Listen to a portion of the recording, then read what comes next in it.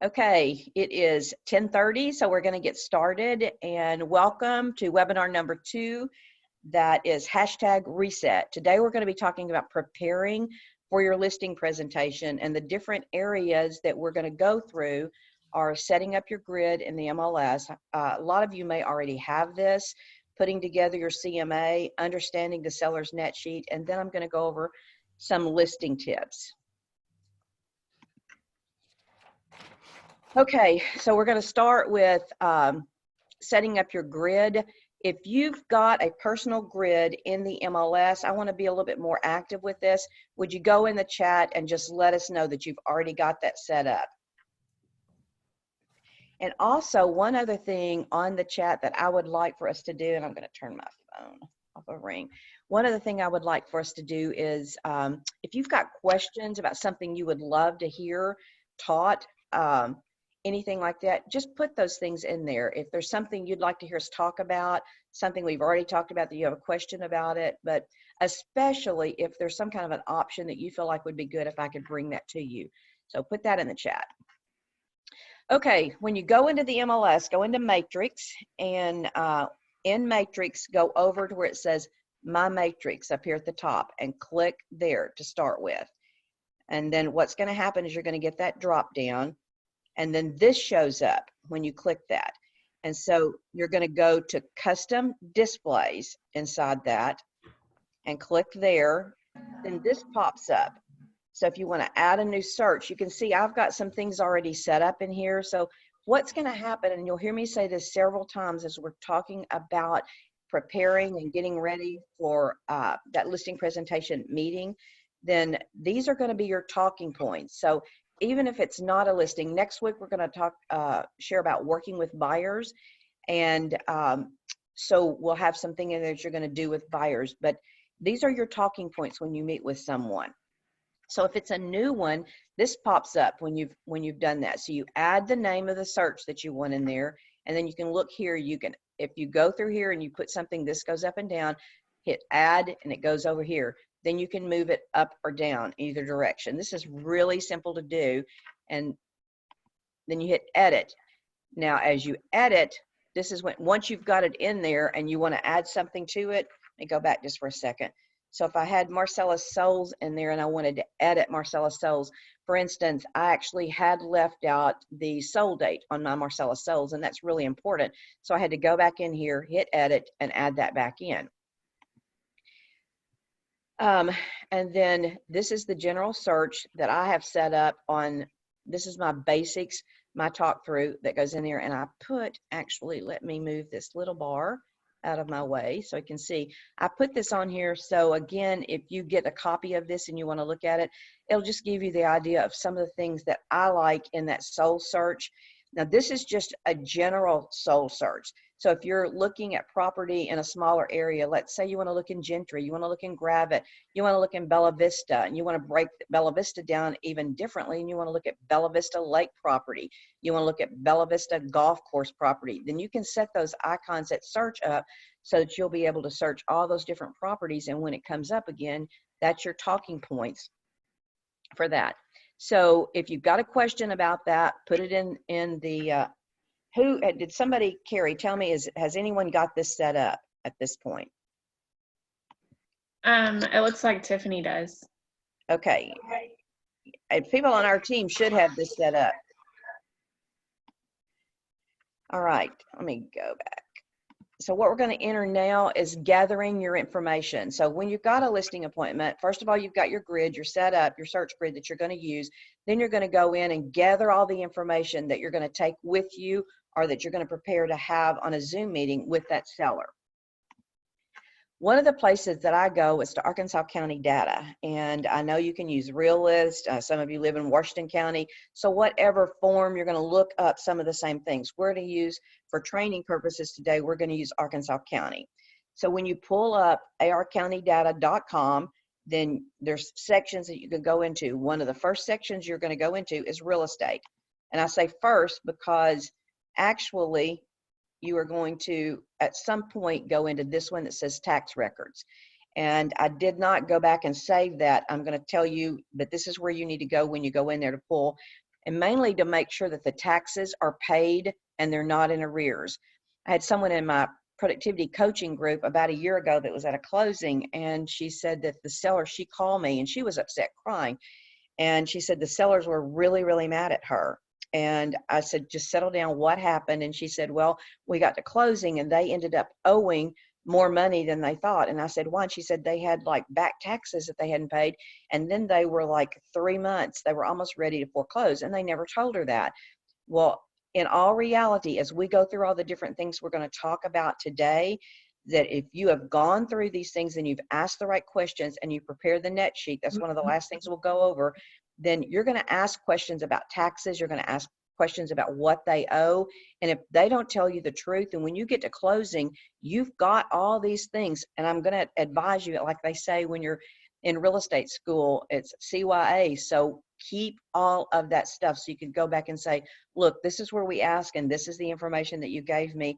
Because if they haven't paid their taxes and they are behind on their payments, that's not your fault, and it's especially not your fault at closing if they owe more money.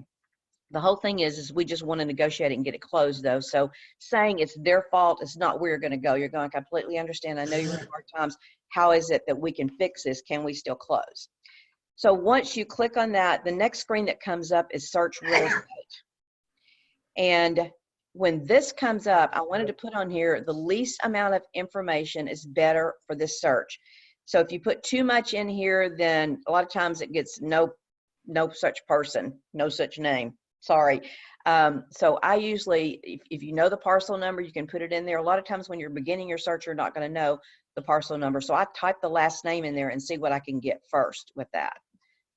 And then if you type that in, you're going to get legal information. So on this side tells you exactly the information, the legal that they're giving you that you're going to need for your listing presentation. On the right-hand side is the parcel number, and this is important. You can even put this on your listing. It helps people understand all the way down to the title company, the legality of where you are and what you're looking for. Then you've got the address, and I have whited out the name was on here because I just picked an area and started pulling it, and then I ended up keeping these same people for all the things that we were going through. You've got a mailing address, and it's the same. A lot of times the mailing address may be different if you're looking people up. And then the land, if you look up here, you've got different columns, and we're going to go to each one of those columns. So the land, when you hit that, is going to be pretty much the same you've got here. You might look at it and see if there's something different on there. However, this should be your lot, your block, your section, township, and your range. Down here, here's your subdivision, the plat where it's filed and recorded, tells you it's in Bentonville. Yes, taxable. Are they over 65? No, because what happens if they are over 65? They can lock those taxes in there. Okay, the next page that you pull up, again, I said we're going to go across these tabs so we can explain and talk about them. The next one is sales. So you want to know what's happened, what's the history according to the county on this property that you're going in to visit with the sellers about. So you can see that this was filed in 2013. This house was sold at 2013 for $215,000. Riggins Constructions owned it and they sold it. This is where the people that you're going to be talking to, their name is going to be here. So make sure it's the same people. And what could make that different? It could possibly be that someone did at the last, we didn't call it pandemic then, but the last shift that we had, a lot of times people were doing the purchase contract for deed or land contract, and they were selling it for sale by owner. And so this may not have changed according to the courthouse at that point. And then this is the book it's in, and it shows that it was sold with a warranty deed. Then you want to look down here, and this is going to tell you a value, because we're on value. I put both of these on the same slide, the value that the courthouse is saying. Now, I will tell you 9 times out of 10, this has nothing to do with what you can really sell that house for, but it's still important. And then here's another place that you can check the taxes. This shows that they have a homestead credit, which is deducted from their taxes, which was $3,058.24. Now it's $2,683.24. And it shows the year that it was assessed. All of this is really valuable information. And if you are doing a Zoom presentation, I would suggest that you do just what I did. You might go in and cut and paste and put this information on there so you can talk to them and make sure everything is correct, just like they told you at the county records. And if it's not, this is a great time for you to ask those questions. And then on the improvements page, this is, to me, probably one of the most important things. Taxes are very important. Taxes are important because you need to know if they were paid and what they're going to be for the new buyer, so you post them in the MLS. This says that the square footage on this house is 2,196 square feet. I can use that for doing my CMA. But what you want to do is you want to find out exactly where the sellers got their square footage. Now, in your first conversation with them and you're talking with them, one of the first questions I would ask them is, do you know what your square footage is? And if they say it's 2,150 and you look on county records and it says 2,196, one of the things you can do is to look at this diagram over here and see if there has been something that's been added on, something that's measured different. And then a real important question for you to ask them is, have they had an appraisal, or do they have the appraisal from when they bought the property? And so if they've got that appraisal, I would always go with the appraised value. Wherever you take that square footage, put that in the MLS so any agent showing this property will have that information. Now we're going to talk about completing your CMA. So one of the things, and again, this was in the listing presentation, so I pull this slide over. In your listing presentation, when you talk to them, you're going to explain to them all the different things that you're going to be looking for, or that you looked for, that you're presenting them. So you say, I'm going to talk about the recently sold, I'm going to talk about the currents on the market. We tell them that the solds are what the appraiser uses. We've got to have solds that are comparable, and then we also want to make sure that they understand that the currents are their competition. And then any comparable homes that did not sell. A lot of times I'll use expired listings. Today, we're not having as many expired listings. So it's going to depend on where your market, what it's showing. If there's a lot of expired listings, then you're going to want it, especially in your grid, to show days on the market so you can talk about it was overpriced. I mean, when a listing expires, it is priced. I don't care what else is in there, it's priced.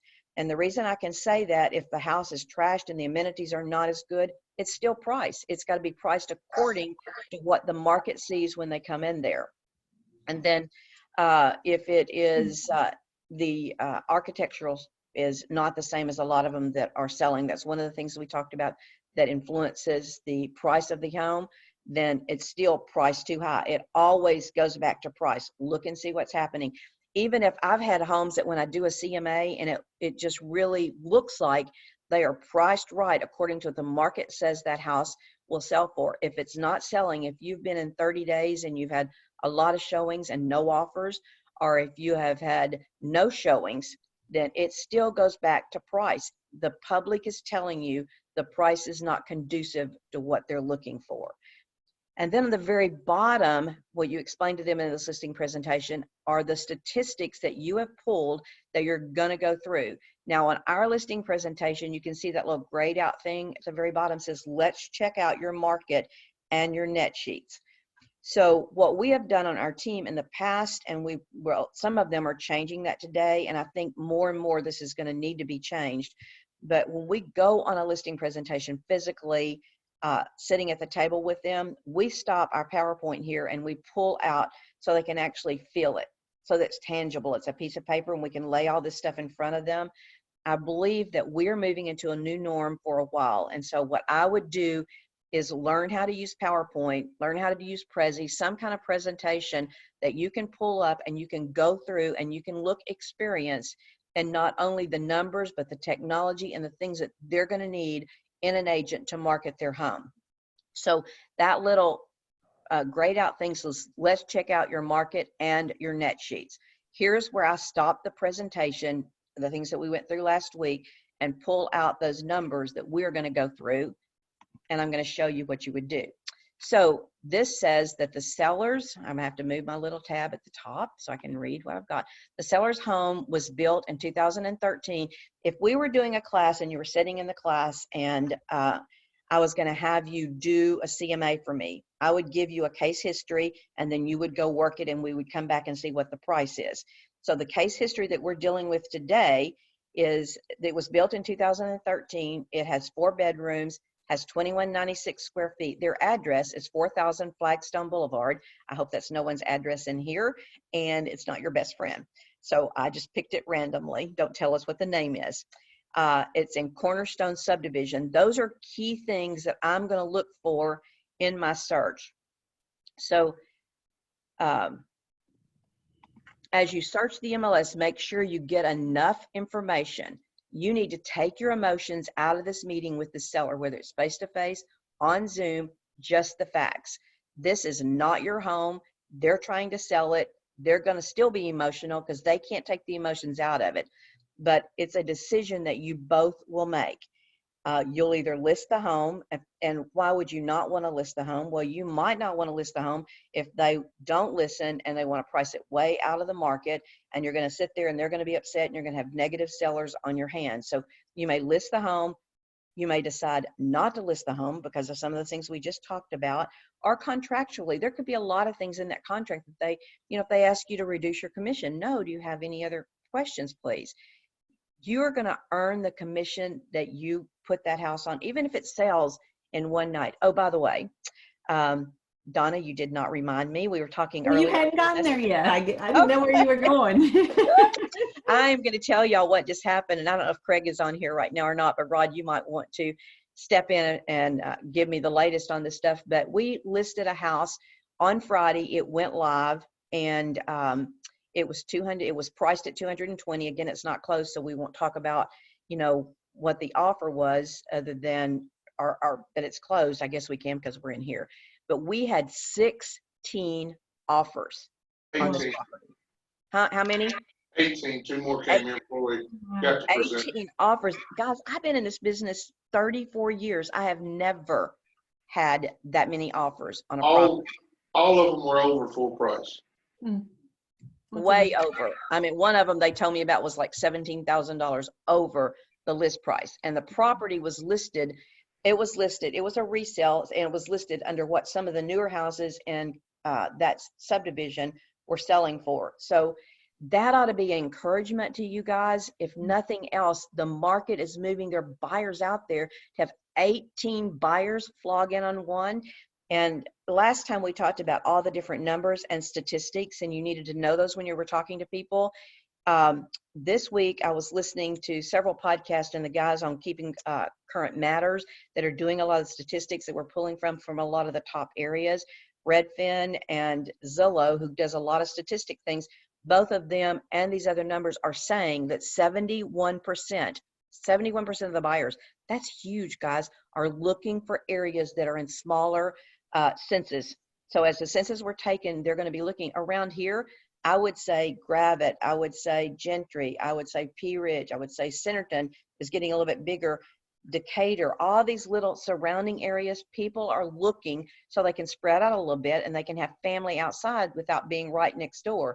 So keep that in mind as you're looking for properties, because I would love to be the one agent that gets 18 offers on one property instead of the 18 agents that offered on the property. And another thing, and I'm not sure how many of y'all, because I put this on my real estate, you got this today, but if you're in Keller Williams, one of the things that's so great about it is that we can market our properties to the people at Keller Williams with over 300 agents. There are no more coming soons out there. As soon as you market the home one day with a flyer outside of your company, it has to go live in there. And so if you've got some coming soons, that's going to be an advantage because you've got all these people that you can market it to.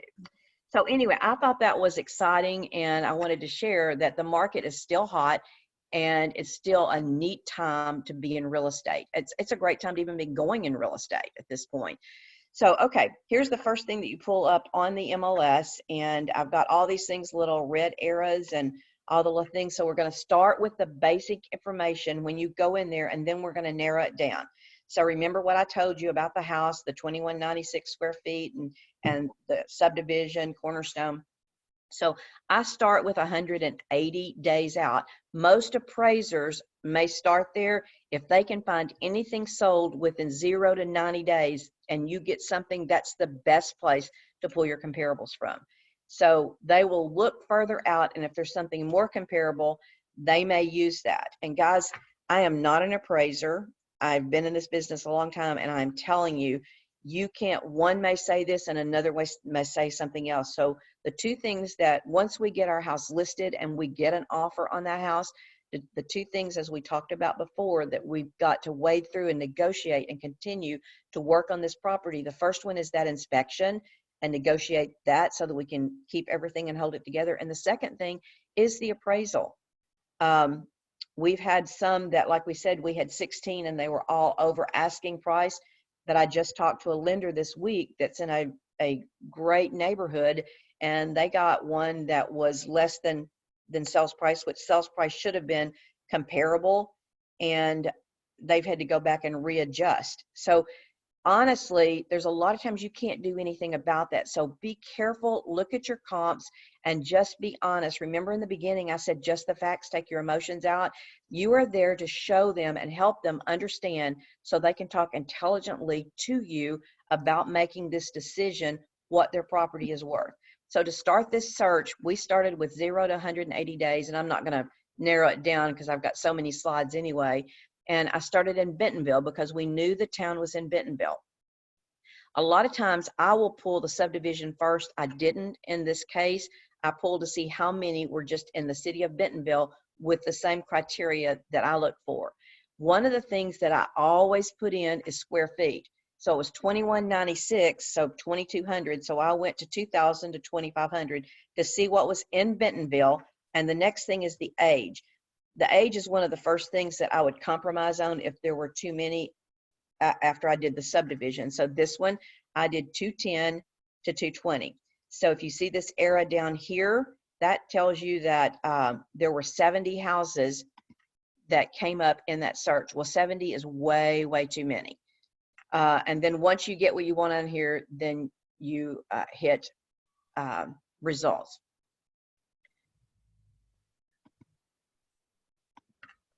Okay, so this was the results, and actually I didn't decide to put this slide in there until the next day. So look what happened in one day. In that little search that we had, it's now not 70, it's 69. So if you look up here, this is your talking point. So if I were going to present this to a seller, a lot of the things that I have on here, I would have on that presentation. So I would probably highlight these things. These are the things that we're going to go over that I want to make sure you understand. If you highlight one or two of them, whatever it is that you're going to hone in, you want to make sure that they see what you saw in this. And again, I put the square footage and the year up here because those are going to be important, that the seller remembers what they had. Now, if we get in there and they've got an appraisal and we didn't have it and we used 2196 because that was at the courthouse and the appraisal says it's 2300, then because you're on Zoom, you might could do something with them and look at it. However, I would probably say, let me check and make sure all the comps are going to be the same with the 2300, depending on where some of these square footages fell. So you can see this is the grid that I have. Now this says Marcellus Souls. And there is another one that just says agent single search. If you leave that, then you're going to end up with the agent that has it listed, which they're going to see all of those people that are listing in that price range. So you want to pull some of that stuff out and not have it right in their face when you're talking to them. So the things, again, this is the search that I showed you that I had everything on. I want to first know the town. I want it's in there.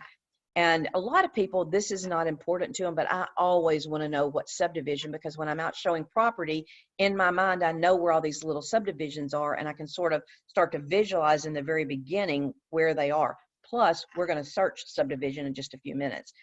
The list price is going to be important. You know, did they get list price or did their sales price? How close was it? So you can look down here and see where they are, the list price per heated square foot, the sales price per heated square foot. And then the sold date, we want to make sure that's within the 180 days. So which one was the closest? Now, if you look over here, this is the square footage that we were looking at. And ours was 2196.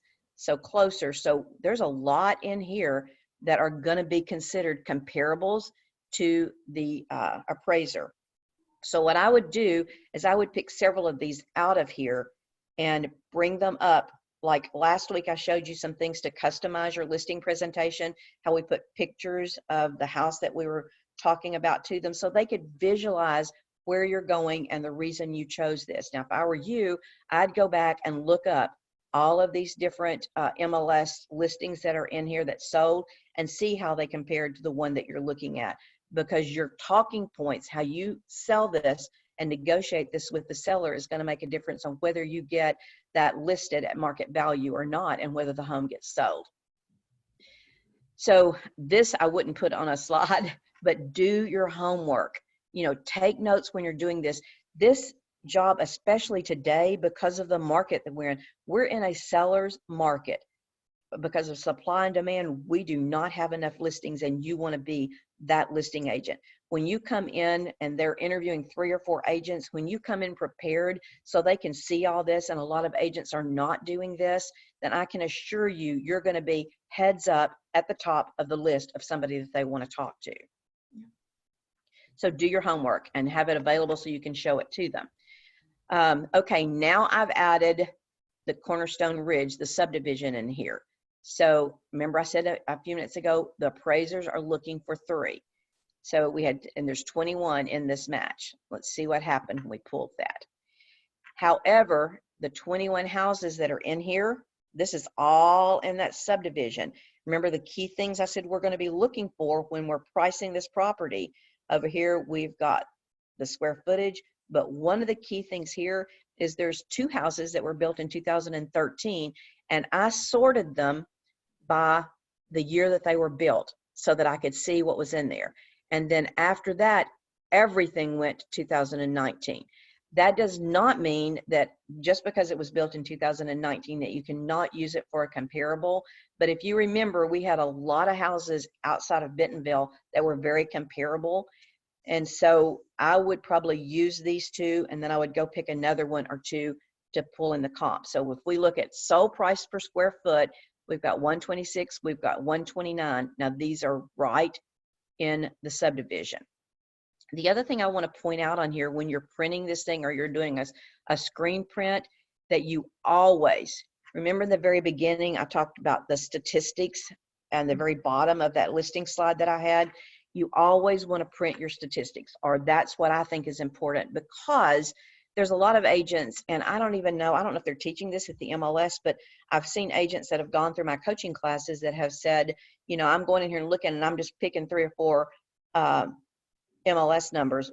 If you came to me, of course, I know what I'm doing, I would go, why did you pick those? When you put these on here and you show them, you show the pictures, you show them why, you talk about the age, and they can actually visualize this, they're going to understand. The other thing that I would suggest is a lot of agents print their actives and their solds together. It'll be a little bit harder when you're doing PowerPoint to get that many on there. However, I think it's much easier for the seller who knows nothing about what you're talking about to segregate all of the actives or the current or their competition from the sold, so they get the picture and they're seeing everything at one time. Remember, this is your talking script up here, and if you change something down here, for instance, see, I inserted the subdivision, so I want to point out to the seller that I'm using, when I'm searching solds, when I'm searching customs, when I'm searching expireds, I'm using all the very same statistic. If I didn't, this is what I added, and this is why I added it. So remember that you're the expert, and you want them to understand so that they could price this home when you leave. If you go into someone and they go, I really want to set my price at $250,000. Again, we talked about this last week. You ask them that question in the very beginning, what would you like to see your house priced at? What would you like to net? Those questions in the first couple of slides. And they may go, I really need to get $250,000. Well, you know that in the back of your mind now. And so your negotiating tools are stronger, and your brain set that's up there, because you know what they're looking at. So your job now is to show them either why they can get the 250 or why they can't get the 250. And then we go back to the question that we again talked about last week, is after we go through all these things in the CMA, what price per square foot do you feel like your home could be priced at? And so now these are the solds outside of Bentonville. So again, you've got all these different, you've got one, it was in 2017. So these are no, that was the square footage. Here's the age over here. You've got these that are in, I think any of these ages right here, 2011, all the way down to 2014. There's not anything that's way off kilter that the appraiser would not look at. However, his eyes are going to go to these that are exactly the same. So if we go to the 2013 ones and we look at the square footage, we've got some that are still really close. They're not far off. So those are the things that you're going to look at. All right, so make sure the seller understands. I can't say that enough. Now we're going to look at the actives. So in here, I took the solds off and I only am going to run the actives because in my mind, I want to know where we are. Again, I left the year and the square footage the same, and I picked a little bit bigger price. A lot of times I will narrow it down and not pick quite so many, but as I was looking at this, there are 8, the competition, and this goes back and shows what we were talking about as far as our market. It's a seller's market. We have 8 listings in the criteria that we were looking at with all the ones that had sold before. So only 8. So they don't have a whole lot of competition. So let's look at their competition and see what's in there. Now, these are the actives. And again, this is, and what I was going to show you, and I'll move this little thing, this is that agent single line. So this is what happens when you pull it up with the one it defaults to. You've got the agent name, you've got the office name, and now you got to deal with, you're sitting there with the seller and they go, oh, well, it looks like Caldwell Banker and so, no, see how many, because I didn't even look at this earlier. This is pretty spread out with different people. I just take this out because there's really no point in having that in there, and go back to the grid that I've already built. And we've got one for the team on this, and I'll show you what it looks like. So this is Hagen Team Current. So again, this is what we're looking for, and we're going to change that. We're going to pull the subdivision, and in here, and this one, this is the first one that I did without the subdivision. So those are both 2 things that we talked about earlier. One's we're going to pull without, one we're going to pull with the subdivision. These are all in the city. There was one in the subdivision, and it is current at 133.76. Now we have learned, even with what I shared with you today, that you can't necessarily go by the solds.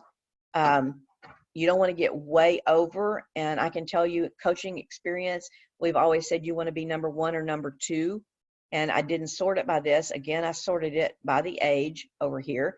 So this one was built in 2013. This looks like a pretty good comp to what we're trying to list over there. It's 2142 and 2196. It was built the same year. This was the price that it's listed, and it's a 299.9. So okay, now you make your plan. You've got all those different grids that you've looked at, and as you make your plan, you're going to look at the solds, the actives, and decide which one compares to your subject. I have already said that I think in today's market, using a PowerPoint slide is something that really works. I've got agents on my team that like to take everything off of there and put it in an Excel program. You can put that on there if you want to. Or one of the things that we used to do a whole lot, and I feel like it's still great, if you're in person, it doesn't look as good if you don't have as good a handwriting to take a picture and scan it and put it on your slide. But you can print all those out that you're going to use, and then you can handwrite 1, 2, 3, 4, 5, 6, 7, 8. If you've got 8 comps in there that you feel like you want to go over, beside that, you're going to go number 1, has granite, doesn't have granite. We'll talk about that in a few minutes. So you can use the PowerPoint to do the things like I just showed you, exactly like I'm teaching it. You can present it to the seller. You can use an Excel program, or you can handwrite. You can print it off and handwrite beside what your findings are. So as you're making the plan, remember, you're going to look at the year built, the square footage, the amenities as you look at the picture and what the description says. Days on market is going to be huge, especially if they're current or they were expired. Same subdivision is really big because same subdivision is one of the first things they're going to look at. List price versus sell price. List price per heated square foot versus sales price per heated square foot. How many bedrooms does it have? Because you may get down and all these things are comparable, and yours has 3 bedrooms and the one that sold had 4 bedrooms. Now, what was the layout? Look at the pictures. Was it itty bitty tiny rooms? Maybe that's not going to have any value. Generally, the 4th bedroom is going to have value to the public, and so the appraiser is going to give value to that. And then land or no land, and again, we've talked about that and how the market is shifting just a little and more people are wanting land. So choose the MLS and print out the properties. All the currents, all the souls are separate. We've talked about that. This is just the souls. Again, this is just a reminder.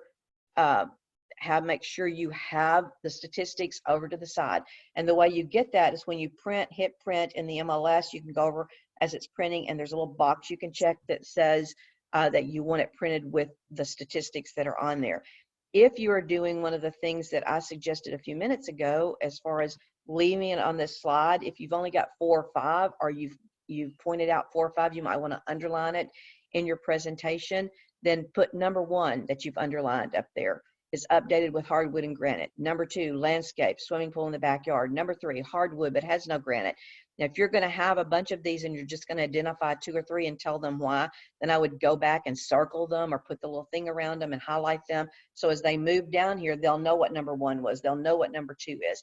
And you need this as much as they do, because when you get on that presentation and you've looked all these things up, if you don't have something to trigger your thoughts of what you looked at down here, then you're going to forget yourself what you actually studied, because there's a lot of preparation that goes into this. Okay, we are going to look at the seller's net sheet. So this is the seller's net sheet that we use, and I am even saying that before you go into their net sheet, you might take a screenshot of the net sheet that you're going to use, and you might describe some of these different areas so they've got it in their head. Or you can put your net sheet up here and you can put some different talking points on there, or you can put no talking points and just pull your net sheet up. So for your benefit, we're going to look at our net sheet and what we do. Where can you find a net sheet? A lot of closing title companies have net sheets. So someone may have one that they just loan you. Everyone is different. So if you're going to borrow someone's net sheet, you need to figure out what they've done. For instance, on ours, you see here, our main partner that we use for title closing is Liberty. And so we have tied to this closing sheet, we have Liberty's closing cost on, not the closing cost, but their title cost that's in there.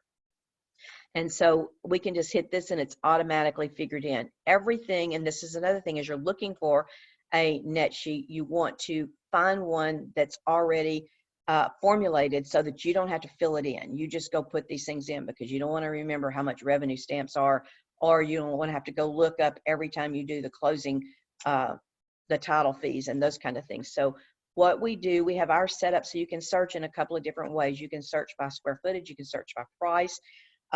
So there's a lot of different net sheets out there. But like I said in the video when we were talking about having this, is you never, ever, don't ever, if you miss or get anything I say today, don't miss anything. If you get anything, get this. Don't go on a listing appointment, even on a Zoom, without a net sheet showing their net proceeds, because a seller wants to know how much money they're going to make. And an agent that comes in with all of this information and sits down with them is going to win. So on this one, remember we had 2196 square feet, and on this one we used 133.76. I did this just for the fun of it. That's the only competition out there. And because it's in this price range, it's a little less square footage, we are going to be under them in price. So those are the things that you look at. Again, when you look at your competition and you look at what you're listing, try in your mind to get your listing that you have at number 1 or number 2. Now, there's got to be people that are in the middle. There's got to be people that are really on the high end. If you're going to be one of those people, make sure that the house that you're listing has all the amenities, it's top notch, everything is in there and it's ready to be sold. Because if not, the highest priced home in the neighborhood is going to sell all the other ones before it sells. Remember, we only had one. So we put the square footage and price per square foot, and it priced it out for us. So you can do that. You can figure that manually and put these in if you want to do that. That's important. And this price per square foot is more important to you and your selling points. And again, if you sell differently, then put whatever you sell up there. A lot of times you can say price per square foot can't be everything, but it is definitely something as a real estate agent, especially in our market, that we use a whole lot. We look at it, our appraisers look at it. And so it is something that really is important to look at. So the price per square foot here is $133. Then we move down and automatically it's formulated that you put 6% commission in there. It figures up what 6% commission is. Do not apologize for what you're making on this deal. You are going to earn every bit of it. And on the 4th webinar that I do, I'm going to talk about contract to close.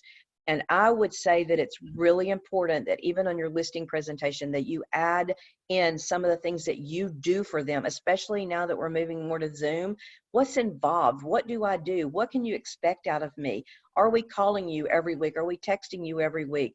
You know, what's going to happen as we move through this?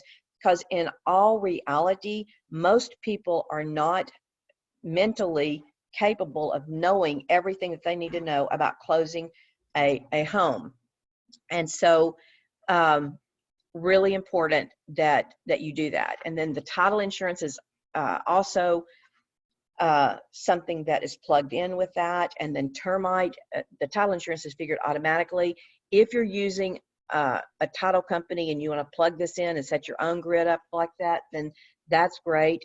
Ours comes from Liberty Title. So whatever you're using, if for some reason you borrowed or you wanted to use mine, something like that, and you're not using Liberty Title, then don't use this plugged in amount right here, because that's what it's going to default to. Put whatever title company that you're using in that spot.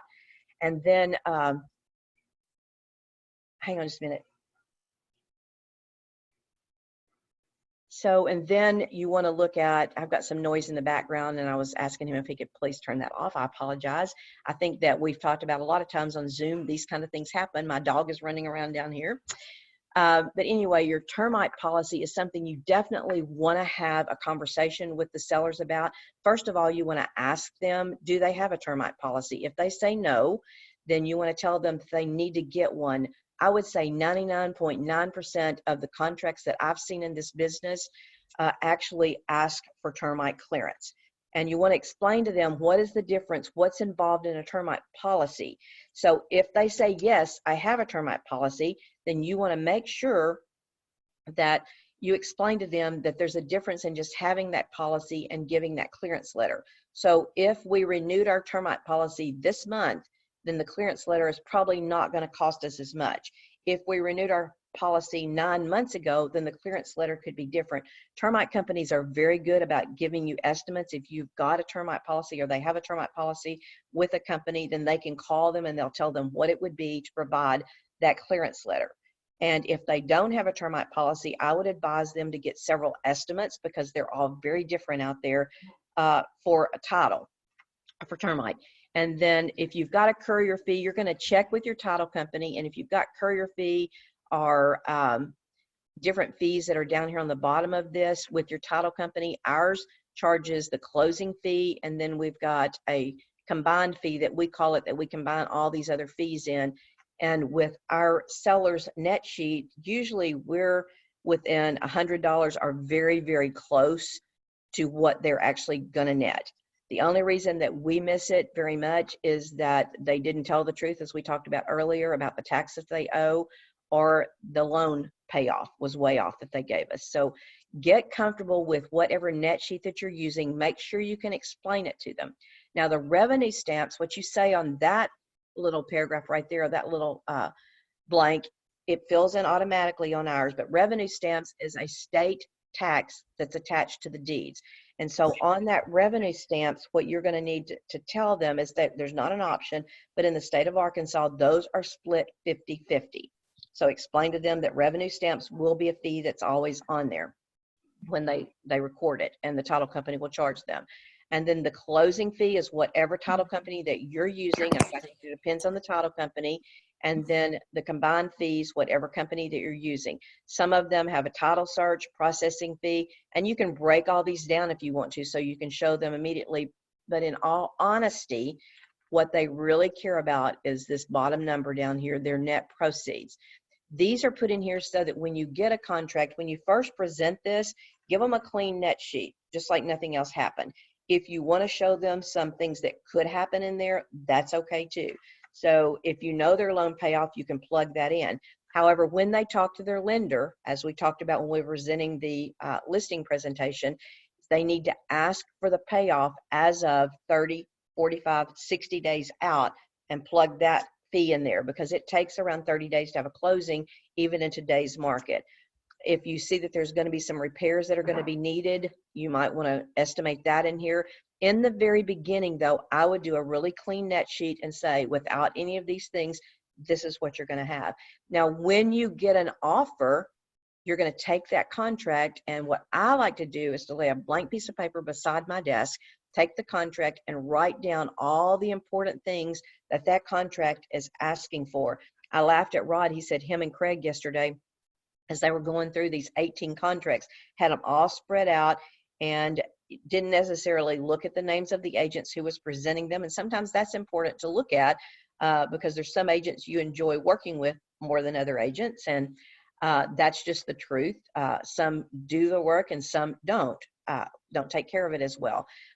But they looked at all the different things. Which one of these contracts is going to be the best net proceeds to the seller? Now let me give you something else. And what we talked about with just the agents. What if you've got several that are going to net about the same, and you've got one that says, I want you to pay so many closing costs, so much closing costs. Write that down so you can take that out. The net proceeds is considered in there. However, one wants to stay in the house for 30 or 60 days, and it's the same as the other one. You know, point that out to the seller. Remember, as you are presenting this, this is not your decision, just the facts. So, you know, I've had them say, what do you think? And I go back to the facts and say, it's not my home. It's not my move. This is what can happen if you do that. And this is what can happen if you don't. We always have an opinion, but again, our emotions are not tied to this other than our commission check. And if you will take that commission check out of your brain and do what's best for them, it will always come back to you. So just take the emotions out of it and just present the facts. And they're going to appreciate you and recommend you to someone else for that. So let's review. You're going to set up your talking points in your search. You're going to go to the county records for owner information. You're going to look up the seller's address in the MLS to see if it's been listed before and what happened in that. Look the history up and see if it's been listed before. Then you might want to print this out for your file. You might even want to scan it and take a picture of it so they can see that it was listed before and this is what happened with that. Research the seller, Google, Facebook, get as much information and background on them as you can. Even when you're visiting with them, ask them how many children they have, because you in this presentation are going to be connecting with them. And even though we do most of the talking in a listing presentation, allow them to interact with you. That's called listening. That's called connecting. And a lot of times, especially on Zoom, you don't want to overtalk someone else. So listen to what they say. If they have an objection or they have a condition, then the best thing you can do is not argue with that, but always agree. You know, like, well, we're in this pandemic and I'm just really afraid to put my house on the market. You know what? I can totally understand where you're coming from. What would happen? What's the best thing that could happen if we would put your house on the market? Now, what's, you know, or say, what's the worst thing? And then go, what's the best thing? Always agree with them and then have empathy for where they are. And they're going to leave this presentation thinking you're the very best because you let them say what they needed to say. Then you're going to prepare the seller's net sheet, get the proceeds for them on the bottom, get all your forms organized, have them ready to be signed right then. You always, always need to be closing. Prepare your listing contracts, get everything ready in Form Simplicity, have it ready so you can pull it up on this meeting or take it with you or pull it up when you're there so they can sign it at the appointment, even if they say that they're going to interview 2 or 3. Well, let me ask you, Mr. Seller, you know, I know you're going to interview them. I'd be happy to call those other agents if you'd like for me to. Is there anything that I said that you don't understand? No, I think I understand everything. Is there anything that would keep you from listing with me today? You know, ask those questions. You've got to be asking for the business. Now, I want to add that, those are strong closes and they keep on keeping on. I want to add to the point that we do need to be very sensitive to the sellers and the buyers in today's market. It's a real thing. They're really afraid. They're really backing up. People that were ready like 30 days ago may be ready, but not as ready today to just jump on something. So you've got to dig deep and see, you know, what can I do that would apply the safety to this that would give us a reason to go ahead and list. Today on our ALC meeting, we were talking about different objections, and one of the objections that they said they're hearing a lot is that the sellers, they're just not ready to list right now. They don't want to put their house on the market, and they've got all these other things to do. And so they're just excuses. So you need to drill down, ask them, you know, well, one of the things that this agent said today was that they didn't want to list their house until they found a house to move to.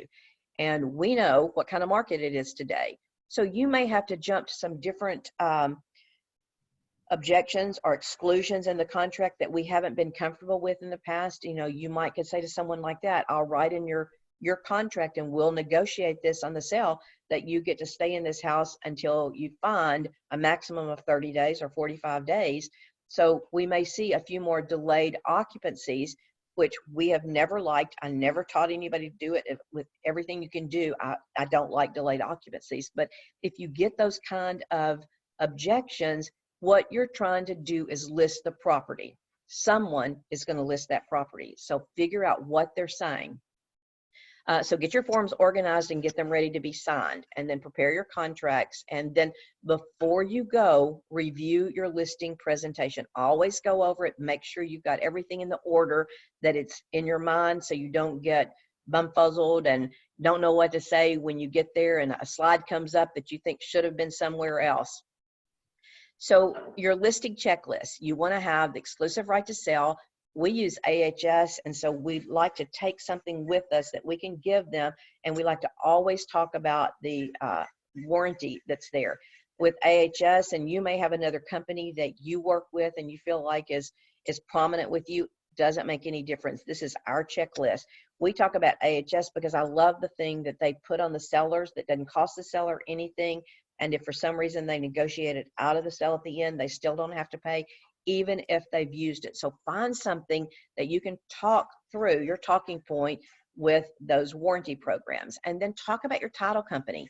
You know, we sell our title company would sell us if someone asked about us. But our title company is like having an extended arm for our personal assistant, for Carrie, that's on this program.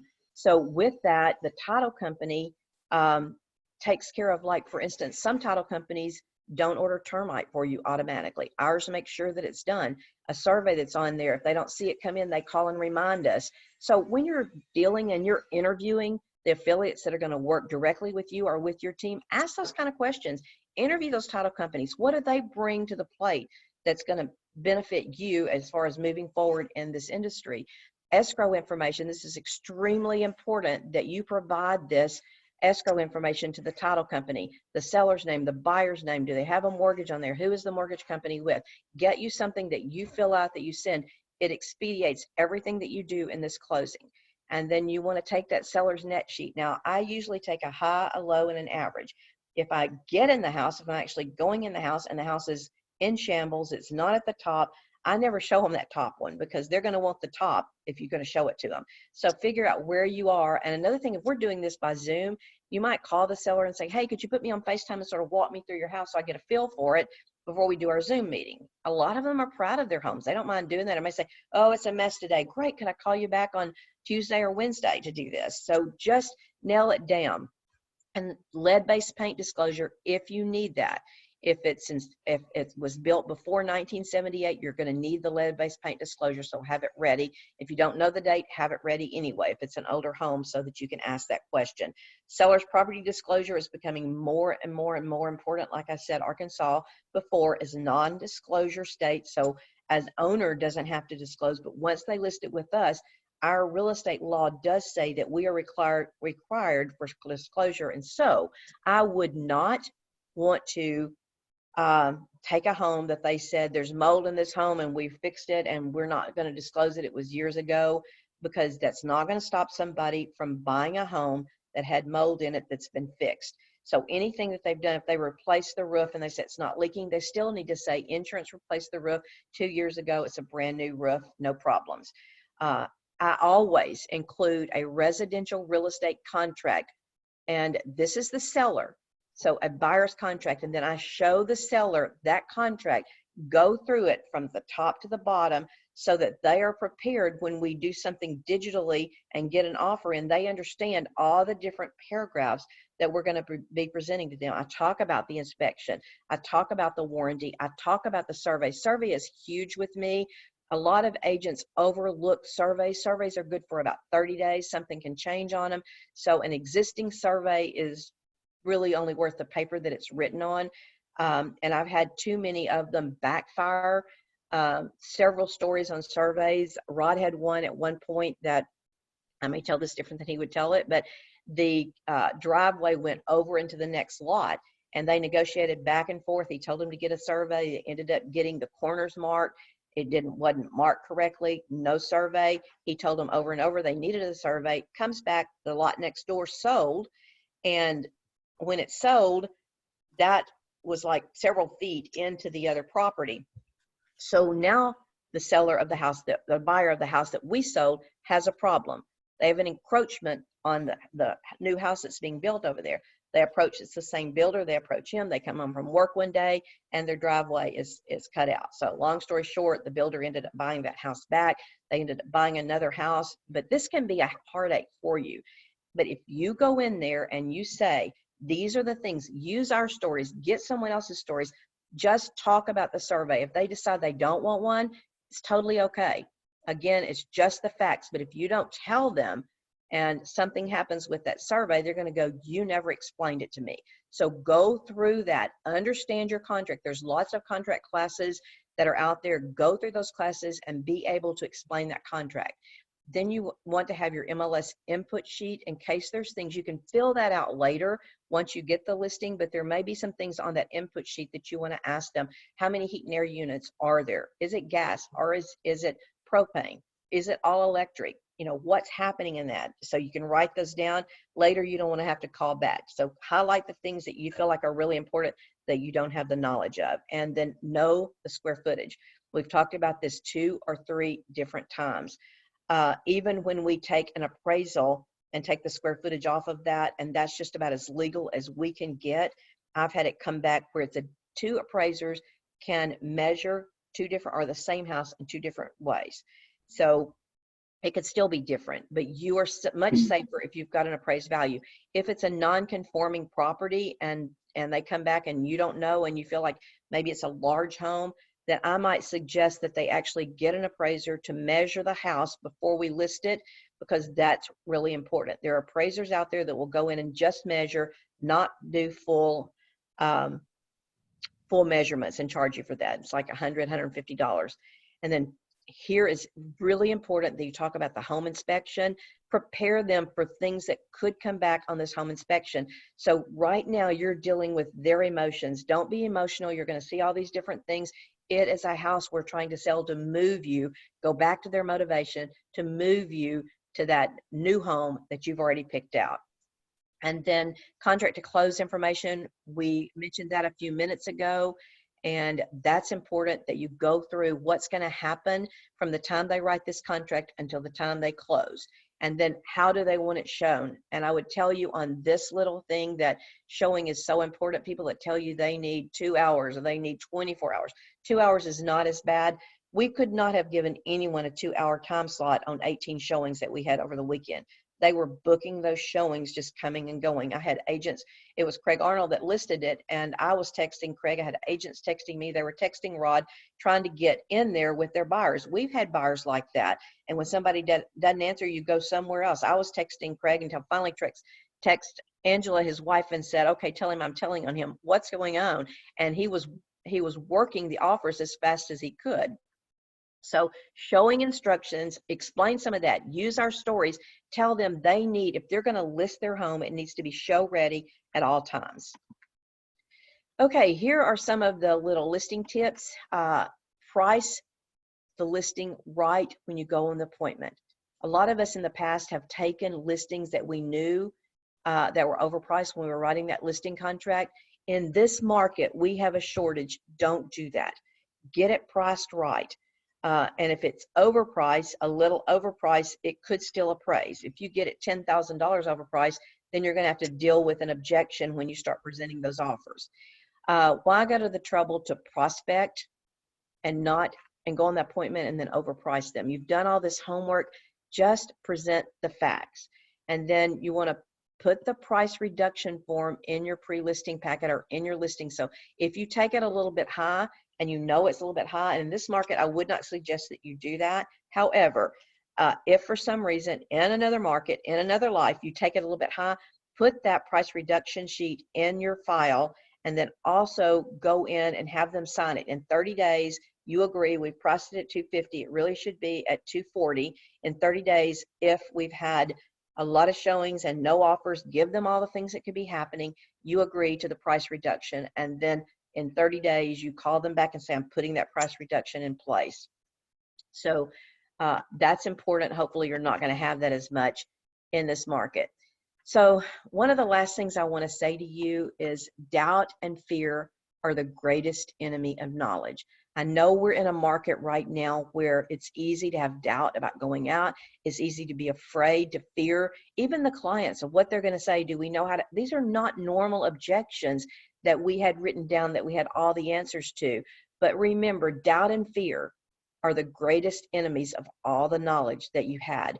I was talking to Justin last night, and one of the things he said to me was, or we talked about, he said something, and I said, this is a key thing that I'm trying to learn. And you guys can see that I'm putting out a couple of videos. That's not always been my fun thing to do, but done is much better than perfect and never getting it done. So just remember, even if you make mistakes, even if you've got a dog jumping all over you and you don't have time to redo it again, done is better than perfect. Our will to move forward in this market with confidence comes from the knowledge that we get. So thank you guys for being on here today. Thank you for being concerned. A lot of you have been through my coaching. They're on here already. We are in a new norm. We talked about this today on our ALC meeting. It's 11:33 and I'm over just a little bit, but we're almost done. I don't know that we're going to go back to the other norm. So get busy. The best agents make the most money in a changing market. Do what it takes. The money's out there. The contracts are being written. And then live your life by design. Take whatever's happening right now. Don't live it by default. Don't run from one thing to the other one. Have a schedule. Have a plan. Be knowledgeable and just do something to move forward.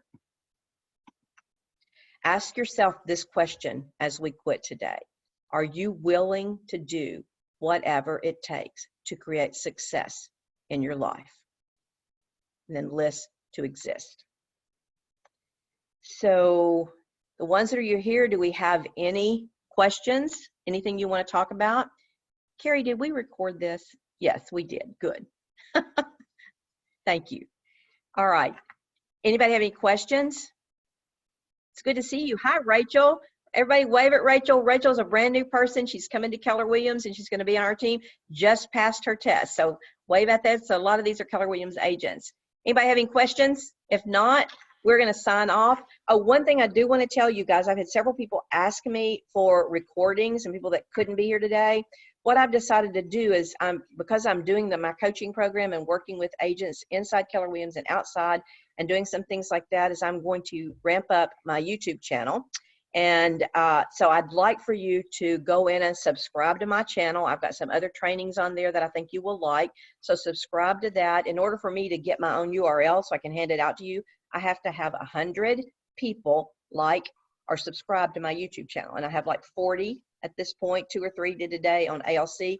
At the end, I asked them to do that. So let's see if you can help me get 60. One of the keywords I told you before was that I need your help. So today, I need your help. If you would go in and subscribe to my YouTube channel, and a couple of them on there just typed in Marcella Hagen and it popped up, you can see what it is, then I'm going to have this listed on there so you can get this if you want to go back and listen to part of it.